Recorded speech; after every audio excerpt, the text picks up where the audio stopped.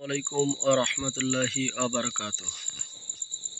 আলহামদুলিল্লাহ, অবশেষে এইমাত্র প্রকাশ হলো অফিসিয়াল ওয়েবসাইটে ৪৭তম বিসিএস পরীক্ষা ২০২৪ এর প্রিলিমিনারি এমসিকিউ টেস্ট পরীক্ষার রেজাল্ট। আপনারা যারা উক্ত পরীক্ষায় অংশগ্রহণ করেছেন তারা আজকের এই ভিডিও থেকে সম্পূর্ণ ফলাফলটি দেখে নিন। তবে মূল ভিডিওতে প্রবেশ করার পূর্বে এখনও আপনারা যারা আমাদের ইউটিউব চ্যানেলটি সাবস্ক্রাইব করেননি তারা অবশ্যই সাবস্ক্রাইব বাটনে ক্লিক করবেন এবং পাশে থাকা বেল আইকনটি অন করে দেবেন, যাতে করে ফলাফল সম্পর্কিত যে কোনো ভিডিও পাবলিশ করার সাথে সাথে আপনি পেয়ে যান এবং সেখান থেকে প্রয়োজনীয় তথ্যটি খুব সহজেই সংগ্রহ করে নিতে পারেন। তো চলুন শুরু করা যাক।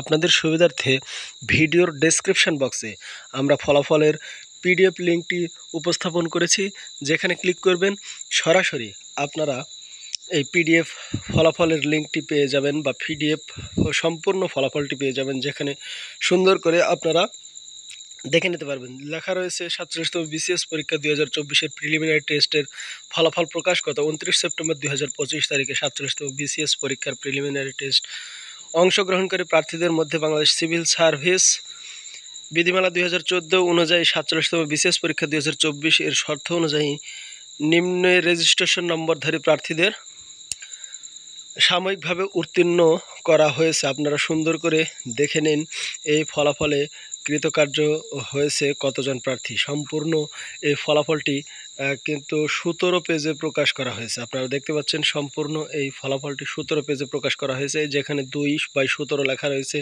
ডান পাশে, এরপরে রয়েছে যে ৩/১৭, এইভাবে সম্পূর্ণ ফলাফলটি এখানে দেওয়া রয়েছে। ১৭ পেজের এই ফলাফল যদি আপনাদের মাঝে এই মুহূর্তে উপস্থাপন করি, ভিডিওটি অনেক লম্বা হয়ে যাবে।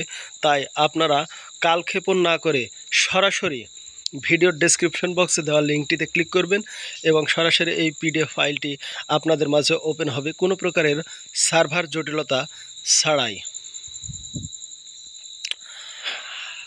তবুও আপনাদের সামনে স্ক্রল করে আমরা এই ফলাফলটি দেখানোর চেষ্টা করতেছি।